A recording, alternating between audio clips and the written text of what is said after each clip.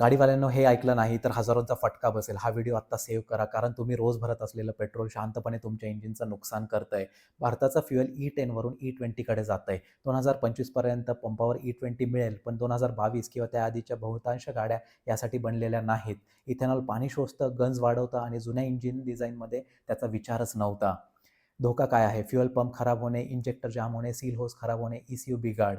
सगळ्यात धोकादायक आज पंपावर E10, E15, E20 सगळं मिक्स मिळतंय. लेबल नाही, अलर्ट नाही. पावसाळ्यात पाण्याचं प्रमाण वाढलं तर इंजिन हायड्रोलॉक होईल.